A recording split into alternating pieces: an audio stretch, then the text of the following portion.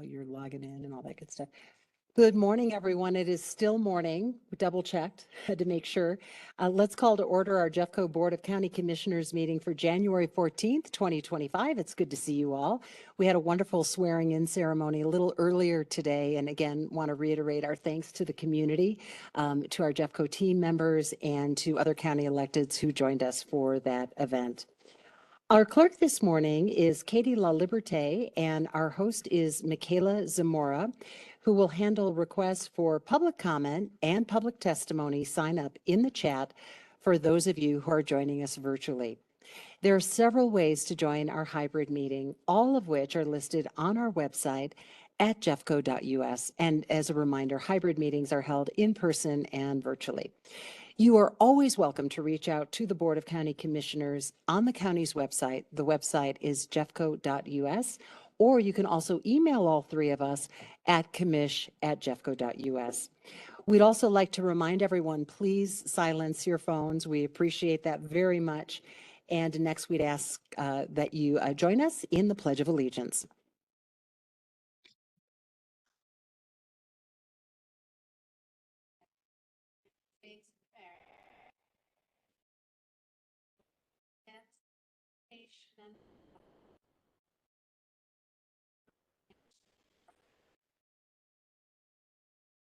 Next, I'd like to invite the commissioners to join me at the podium for two proclamations that we have this month. And it's great to see our Sheriff Reggie Marinelli with us, and also our coroner, Dr. Annette Cannon.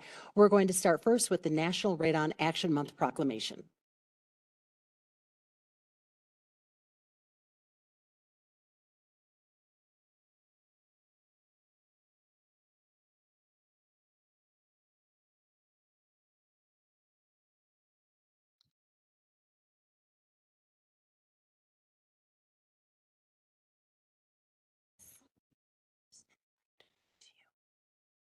So we'll go me, Rachel, me, and then Andy. You're right here. January is National Radon Action Month, marking a time of increased outreach and public awareness for this serious health hazard.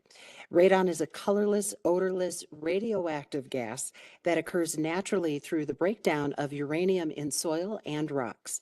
It can seep into homes through cracks in basements and foundations, then build up inside to concentrations many times the recommended level. Radon is the second leading cause of lung cancer after smoking in the United States. Colorado is particularly prone to elevated radon levels, and the only way homeowners can know for certain if they have a radon challenge is to test their home. Public Health recommends that all homes, public and private buildings, get tested, and the best time to test is during the colder months, like now, when homes and buildings are closed and radon is most likely to be trapped and built up to higher levels. Radon test kits are available at our public health department, as well as many home improvement stores and hardware stores as well. For more information on how to get your test kit, contact Public Health at 303-232-6301 for more information. And I just want to check before I turn to Commissioner Zenzinger, which has a lovely ring to it, I might add, to read our proclamation. Do we have anyone from Jeffco Public Health who's with us today? Okay, great. We will go next then to the proclamation read by Commissioner Zenzinger, and we'll be sure to make sure they receive a copy. Good morning, everyone. Whereas January is National Radon Action Month and all Jefferson County residents are strongly encouraged to test their homes for radon, and whereas radon is a naturally occurring, invisible, odorless, radioactive gas that is the second leading cause of lung cancer in the United States, contributing to as many as 500 lung cancer deaths in Colorado each year, and whereas any home may have high levels of radon, even if neighboring homes do not, and elevated levels pose a serious health threat to residents, and whereas approximately 50% of Jefferson County homes have radon levels exceeding the EPA recommended action level of 4.0 PCI, picories per liter of air, and whereas radon testing is easy and inexpensive and identified radon problems can be fixed, and whereas all Jefferson County residents are encouraged to protect their families from the serious health risks associated with radon by reducing any elevated radon levels found in their homes, which can be effectively accomplished for the price of a typical home repair. And whereas Jefferson County Public Health, the Colorado Department of Public Health and Environment, the U.S. Environmental Protection Agency, and the American Lung Association are supporting efforts to encourage Americans to test their homes for radon, have elevated levels of radon reduced, and have new homes built with radon-resistant features, now therefore be it proclaimed by the Jefferson County Board of Commissioners of the State of Colorado that January 2025 be declared as National Radon Month in this county. We have our proclamation here. So much. Would you like a group pic with Commissioner Zenzinger holding the proclamation, or were you able to get one? And then we'll do afterwards. Okay, perfect. And we would love to have you come and join us for that as well. When we get to the second one, which is soon. And Dr. Cannon, what I'll do is I'll go ahead and read a little bit of introductory information.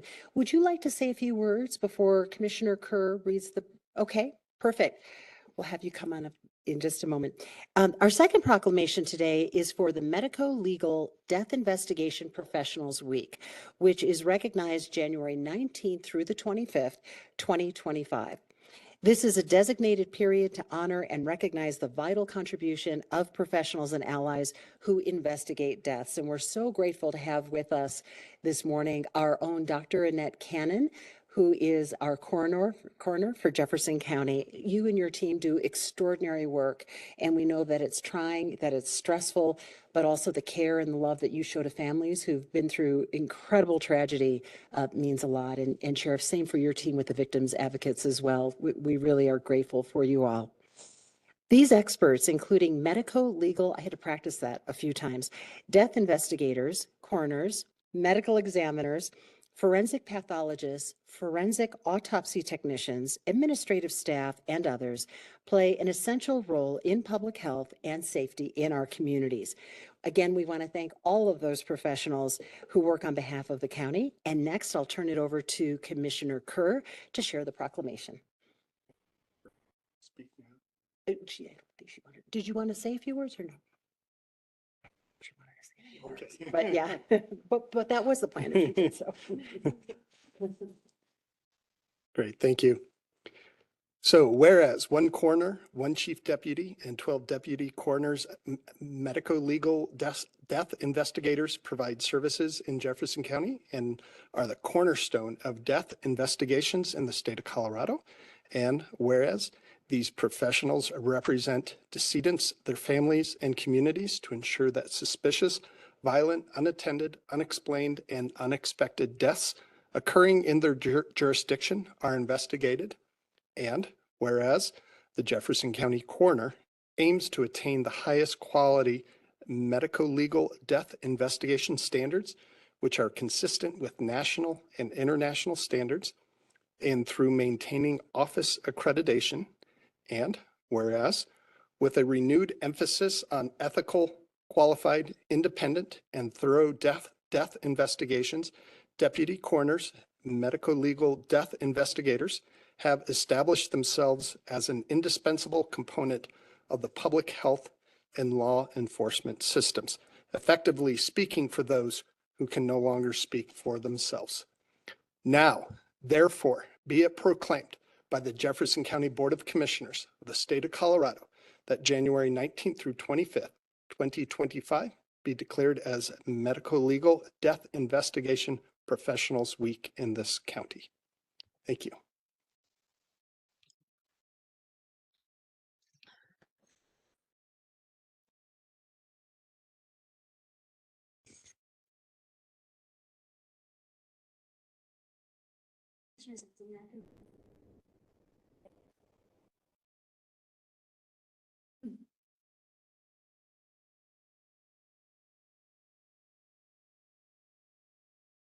All right, 1, 2, 3.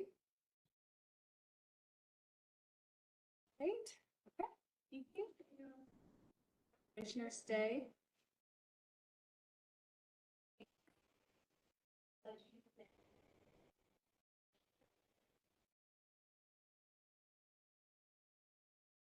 All right. All right. 1, 2, 3. Thank you.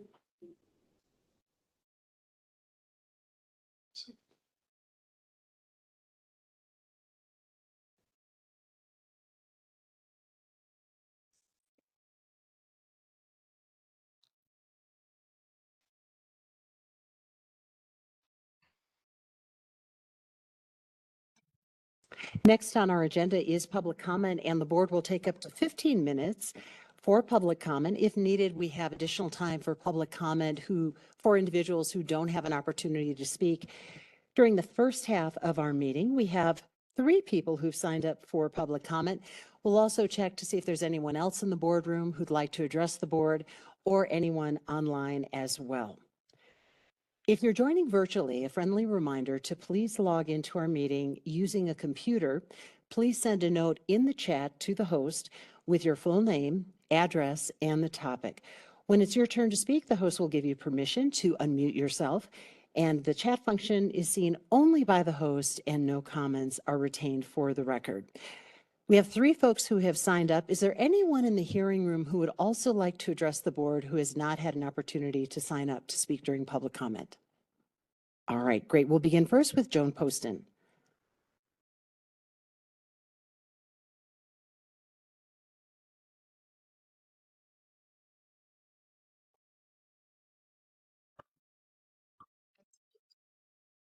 And if you share your name and address, you have 3 minutes. My name is Joan Poston, and I am in unincorporated Jefferson County. I'm not sharing my address at this time because I've been receiving some letters. So first of all, I want to say congratulations, and it was a lovely swearing-in ceremony.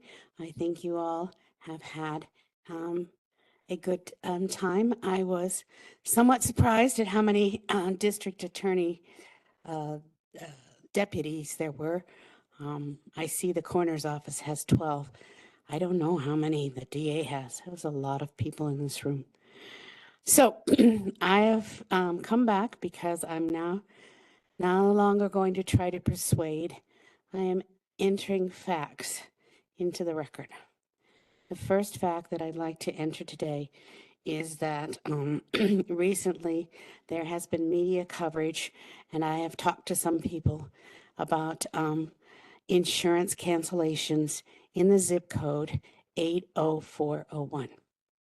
And the reason why I'm bringing this to you is because this building is in zip code 80401. And the reason why they're giving for canceling these insurances is some fire mitigation situations. I think this is probably a consequence of some of the fire mitigation stuff that was passed. And so I want to make you all aware that you might be looking at not cancellation, but a larger fire insurance bill for this building. I'm also concerned about what has to be done with the fire mitigation and how much help citizens are going to get with this. I know that we have slash funds right now, not funds, but slash areas where you can bring your wood that has been knocked down.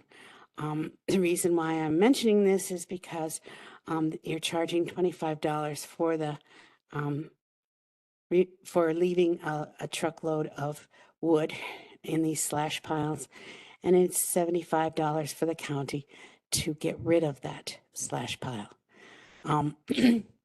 This doesn't seem very economical, and I'm really glad that we have a new council woman, even though she doesn't have a sign that says who worked with budgets at the state level. I'm hoping you will look into this.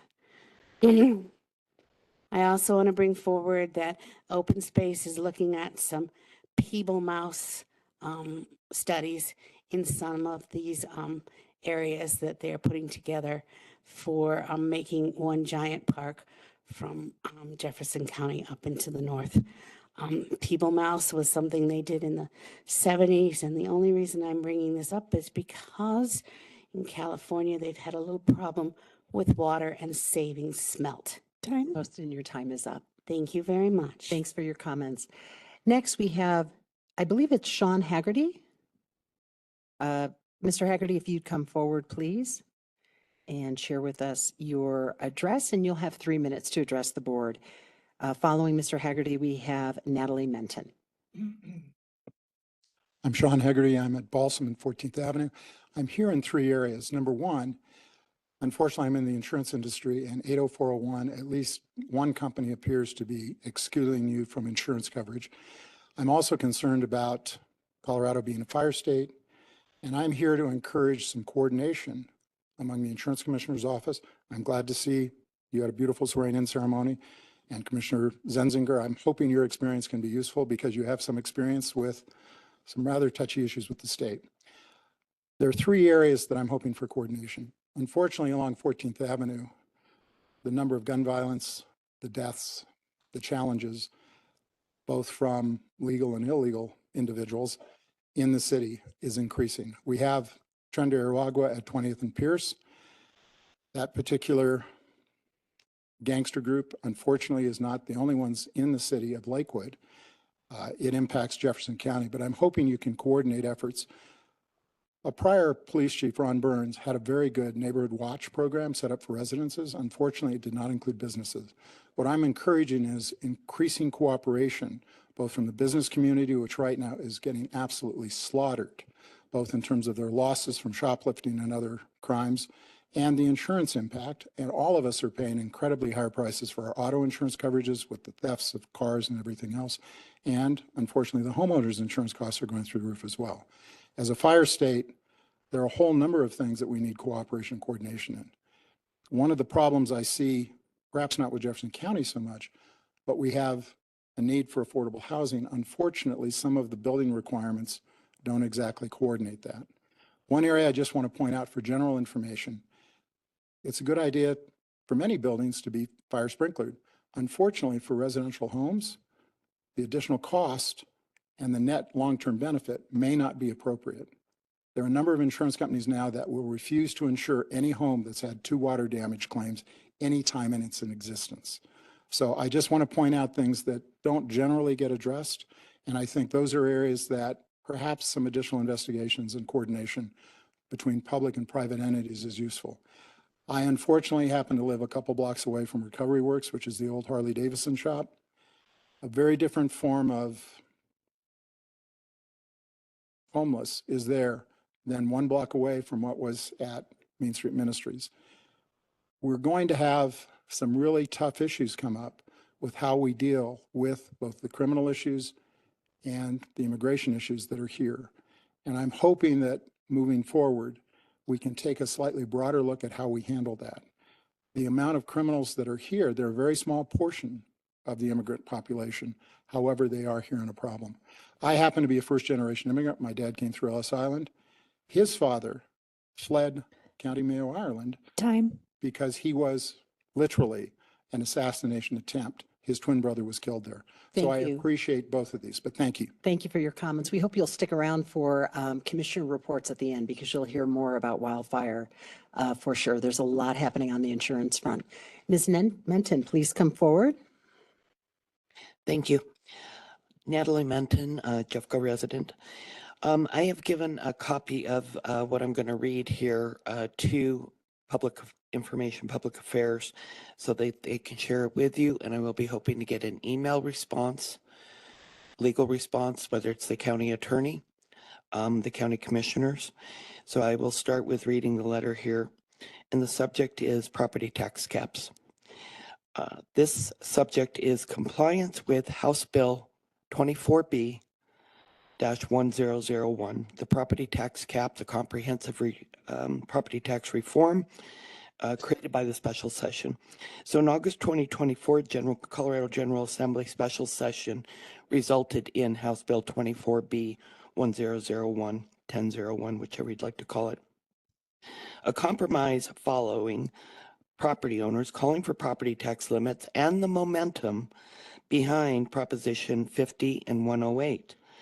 Both of those initiatives had secured sufficient signatures for the November 2024 ballot, prompting the governor's intervention to negotiate their withdrawal. The key elements in House Bill 24B-1001 include property tax caps, which beginning with the year 2025 assessment payable in 2026, property tax revenue increases are capped at 5.25% annually for local governments, excluding 6%, excluding schools, 6% for schools, 5.25% for local governments. There is a voter waiver option within this House bill, and local governments may request a waiver with specific, transparent ballot language. Shall the name of the local government waive the 5.25% property tax limit for a specific duration of years, whether that's eternity or a few years. Jefferson County ballot issue 1A, however, does not align with House Bill 24B-1001. It's a requirement for voter-approved waivers. There was an executive session held by Jeffco on November 19th, 2024, which this apparently was brought to the attention of the county commissioners by legal counsel related to the caps within 29-1, 1702, 1703, and 1704, part of our state statutes. While the session recording may remain confidential, I would like to have a recording of it. While it may remain confidential, taxpayers deserve clarity right now on whether the county intends to comply. The property tax cycle begins here soon. The budget cycle begins soon for 2026. Time. This needs to be answered now. Thank you. I look forward to the response.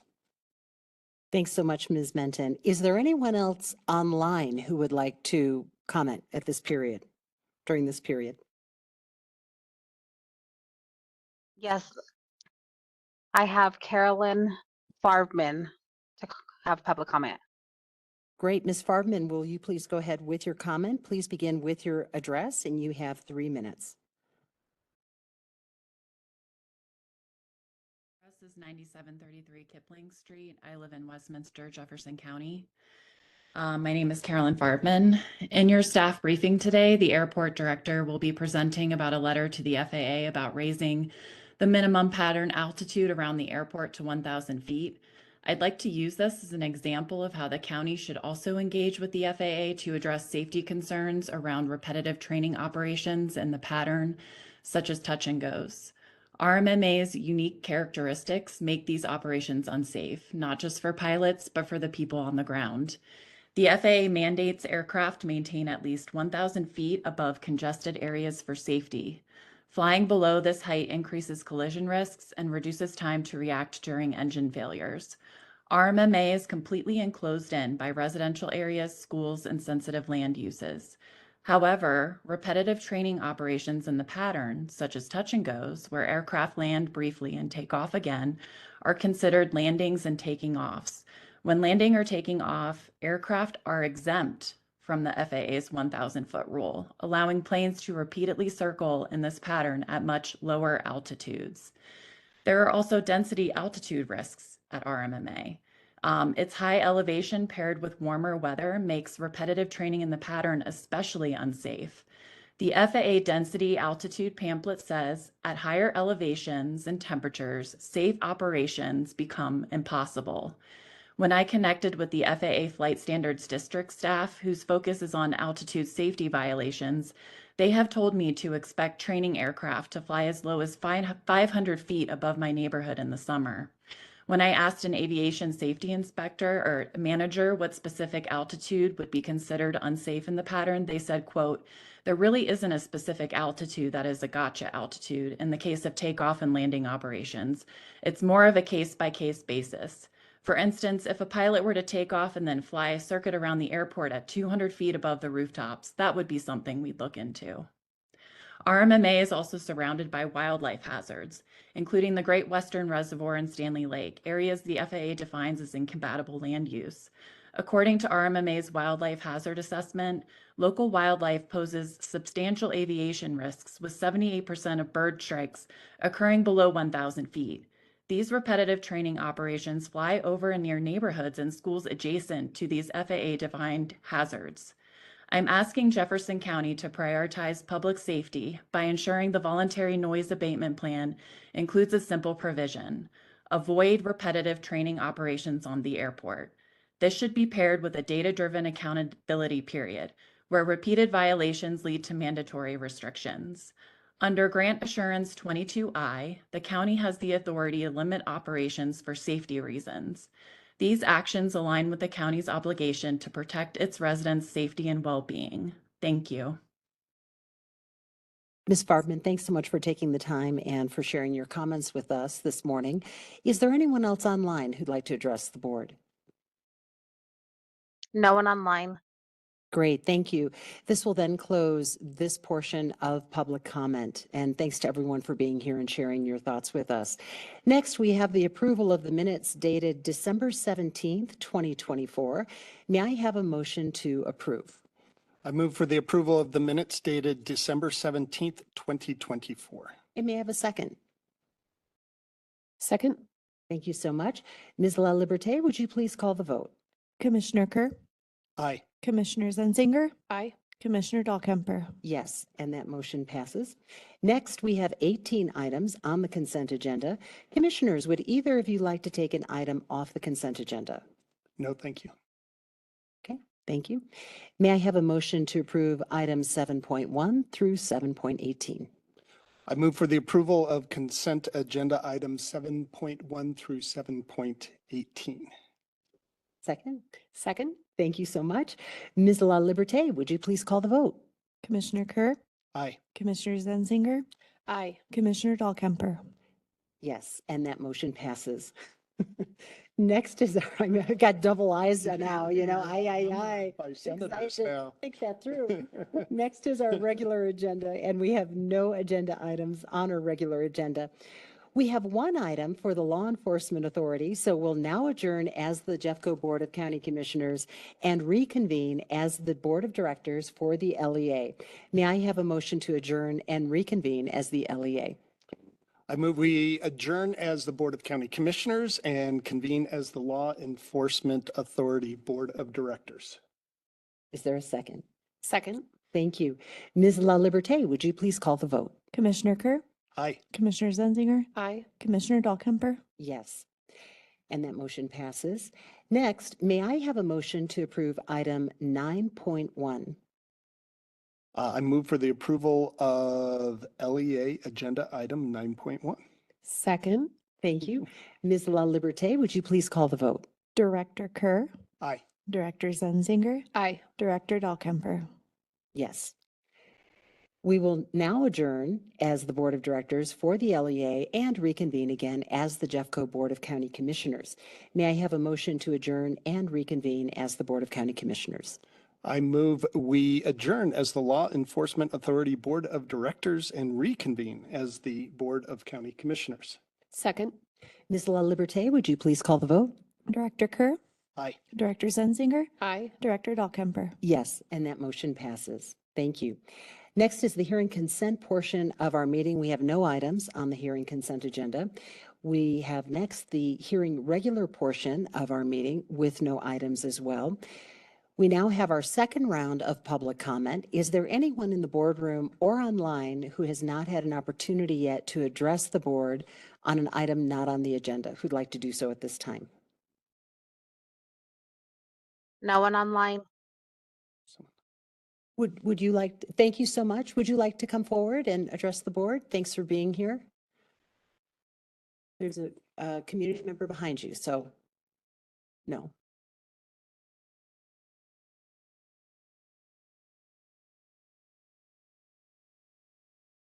Welcome. We'll ask you to state your name, your address, and you have 3 minutes to address the board. Thank you. Thank you. My name is Livonia Parham, 155 South Yuma Street. So what I'm looking at and what we're dealing with is a lot of the AI and the computer systems. We have no one to monitor them. They're getting confused in between Adams, Denver, Jeffco, everything. No one's monitoring it, and it's going with the housing and the things that are supposed to be taken care of with our water and the DOD. That's how they monitor the radiation from the sky. And we have a lot of that, and no one is even getting into it because they're able to go around and go from one system to another, jumping them back and forth. So nothing is getting approved, and the things that are getting approved isn't doing anything for our community and the challenges we face. Thank you, Ms. Livonia. Would you please spell your last name for us? Parham, P as in Paul. Perfect. Parham. Thank you so much for being here. No We problem. appreciate it. That will close our second round of public comment today. And next we have reports from commissioners, and I'm going to start with Commissioner Zenzinger. Well, thank you very much. I don't really have much to report since this is my first day, but I do want to thank everybody that put together the swearing-in ceremony this morning. It was very organized, and I thought it was very lovely, and I know that those things don't just happen. So I just wanted to take a moment to compliment our staff that put so much time and effort into orchestrating that event. My family very much enjoyed it, and I did as well. Most of this week, I will be attending CCI's new member orientation, which has posed a number of conflicts with some official obligations that I think will become official soon with my different commission and board posts. So I do apologize. I did not have a calendar until today. So it turns out that there are a lot of obligations that are pending, and some of them are in conflict with one another. So I would just like to beg forgiveness from those entities that were expecting me. I believe one in particular is the Jefferson Economic Development Council. We have a meeting and it conflicts with the orientation. So my apologies, and I look forward to many more meetings in the future. Great. Thanks so much, Commissioner Zenzinger. Not to worry about the EDC meeting. We'll be there and fill you in. That CCI orientation is one of the best for sure, although you could be running it. So with that, we'll turn next to Commissioner Kerr for his update. Thank you very much, and welcome aboard, Commissioner Zenzinger. It's great to work with you again. And finally, we have a majority of ayes on the commission. That little inside joke with us senators. Although I've always been surprised that as your husband being a former senator, that you didn't go with aye as well. But anyways, I'm excited that we'll have more ayes than yeses moving forward. With that, over the past month, I had the opportunity to engage a little bit with our Mountain Rail Coalition. This is a coalition of counties and municipalities, and the state, CDOT, working on passenger rail from Denver all the way to Craig. And then Senator Zenzinger and I attended a meeting, a public forum in Arvada. And then on Monday, I attended one of the online meetings, but really exciting that since the infrastructure for the rail lines are already there, most of the stations are already there, not the one in Arvada that we need, but we're working on that and a few others. But we're really looking at it's possible that in a limited way that passenger rail can be happening by next calendar year, and really exciting to work on that. I know Commissioner Zenzinger will be working on that as well, and very exciting. And we have meetings going into the future, so if you're interested in being a part of that, You can look that up. On last Tuesday morning, I attended the Lakewood Business Association meeting, their first meeting of the year, and saw lots of great folks, small business owners in and around mostly the South Lakewood area. They do meet Tuesday morning, so sometimes we can't always, with our schedule, can't always be there, but it was great to catch up with them. December 19th, I attended at Lasley Elementary, the Boys and Girls Club that they have there, their holiday event. It was great to see the kids interacting. There was one of their staff members had a very natural looking Santa Claus, I guess, and passing out toys, and it was great to be a part of that and seeing other community members come in and help serve the food that the Olive Garden had donated food for the event. So it was great to be a part of that. Wanted also thank you to the Mormon church leaders. The LDS came in on December 17th, met with the county commissioners. We had great discussions. They have some wonderful programs that we're always looking at ways to coordinate with our faith-based community around needs of food, housing, helping those less fortunate in our community. Looking forward, Saturday, January 25th, the elected officials from Jefferson County, both legislative and county elected officials, will be having what we're billing as a legislative town hall. It's mostly going to be about how citizens can be effective citizens in dealing with elected officials, and mostly at the legislative level. But I believe all the commissioners and perhaps some of the other county electeds will be there, and there will be time for a presentation on how to best be able to advocate for yourself and your community with your elected officials, and then time to actually practice that while we're there. And also letting folks know that our county point in time count, where we try to get accurate data on the number of our neighbors who are experiencing homelessness, that we can get an accurate count. That is a 24-hour point in time count, always looking for volunteers to help with that.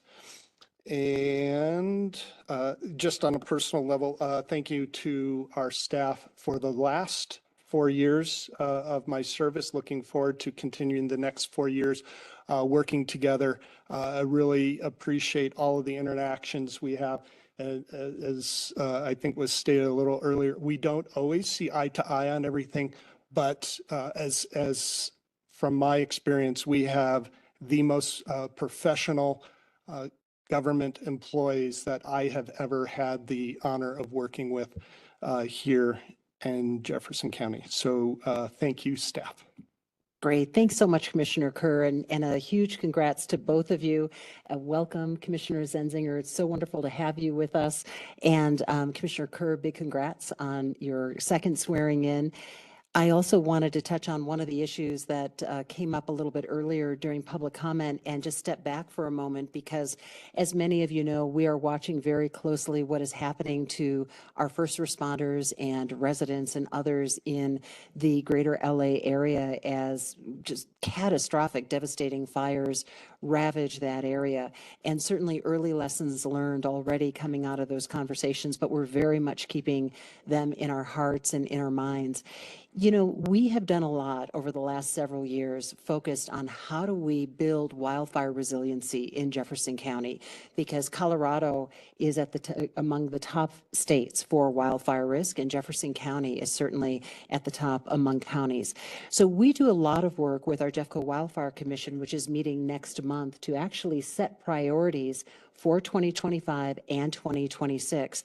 Our previous task force made several recommendations that helped place Jeffco, I think, in a leadership role and also helped to get us ahead of some of the very issues that we all talk about in high-risk areas. Mitigation. How do we make mitigation more affordable for homeowners in terms of the availability of grants? How do we build more defensible space? We've even looked at building codes and more to ensure that when folks, especially in our high-risk areas in the foothills communities, for example, although we're seeing more risk in the grasslands areas too, think about adding a deck or a roof in particular. How do we ensure that they're using fire ignition resistant materials? So there is no one approach, as we know, to reducing wildfire risk. It's a multi-layered approach. Another component is mitigating our forests. Our forests are unhealthy due to more than 100 years of fire suppression. And we also know that in their natural state, fire is very much a part of the environment. But the difference now is that we have so many homes and structures in areas that would burn naturally. I chair our Jeffco Wildfire Commission, and I also serve on the Colorado Fire Commission, which is meeting in Pueblo on Thursday. And we'll be talking about a number of issues, including prescribed burns. We'll also be talking about the issue of homeowners insurance. That actually has been an ongoing conversation for us. We have had the Insurance Commissioner, Michael Conway, come and speak to the Fire Commission. We've also done that with the Jeffco Wildfire Commission as well. So a lot of moving parts. And then one other important component, all organized and coordinated components too. We all talk and really identify where are the gaps, what do we need to advocate for more heavily. We also are going to be tuning in on Friday to the WUI Code Board, which will have its first meeting with elected officials and government officials to get feedback on the draft report of regulations that they have put forward. I am hopeful that we will find, since Jefferson County has been a leader in this area, that we meet and probably even exceed many of those recommendations, but that conversation will begin on Friday. In addition to that, you heard Commissioner Kerr talk about the January 25th town hall. We also want you to save the date for February 1st. We'll have a town hall. It's a Foothills town hall in Evergreen at Evergreen Library at 9:15. And at that town hall, we will be doing a preview of some of the big issues coming up in the legislative session. So you may even hear more about homeowners insurance issues there. Two of our key Jeffco Jeffco legislators in this case, Senator Cutter and Representative Titone, are among the legislators taking the lead on sponsoring homeowners insurance legislation that is in part a reflection of community feedback that the insurance commissioner received thanks to town halls that he held throughout the state. So lots of good conversations to come on that issue. And we know that without a doubt, it is an issue of urgency. A couple of other real quick items to share. It was wonderful to spend some time at the Evergreen Chamber last week. It was a very snowy morning, which we love to see in Jefferson County. All that moisture is particularly helpful as we talk about the issue of wildfire, and was able to provide a county update at that meeting as well. I feel as if there's one other thing I wanted to share with you, but I think I covered them all. So thank you so much. And I'll go next to our county manager, Joe Kirby. Thank you, Commissioner Dahlkemper. I just wanted to also echo the welcome to Commissioner Zenzinger. Our staff and myself look forward to working with you. Commissioner Kerr, I look forward to continuing another 4 years as well with you. So I think we're primed for success. I would like to just talk about the topic of artificial intelligence for a moment. Next week, DRCOG is hosting our artificial intelligence webinar, if you will, and it's focused on how local governments can begin to harness artificial intelligence for the benefit of local governments. And so it's actually a two-phased training. But the first phase is next week, and we do have 3 staff members that will be involved in that AI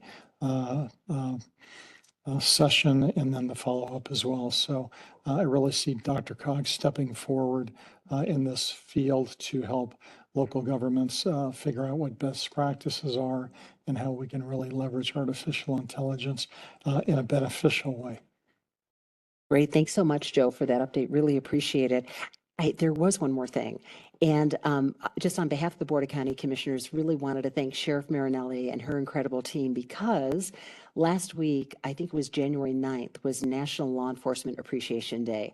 Of course, we appreciate you every day and your entire team, but I just wanted to take a moment to recognize the incredible work that you do day in and day out in our community. County Attorney Kim Sorrells. I also want to congratulate and welcome Commissioner Zenzinger and congratulate Commissioner Kerr as well as DA King on all of their elections and re-elections. We're excited to have you guys. Thanks so much for mentioning DA King and our judges as well who were sworn in, and deputy district attorneys and investigators. And it really was a wonderful morning. Well, with that, we're going to go ahead and adjourn. We have briefings on the 5th floor that will start in about 10 minutes or so. We are going to take a break around 12:15, 12:20 for lunch, just a brief break. And I hope you'll join us up on the 5th floor. Thanks so much. We're adjourned.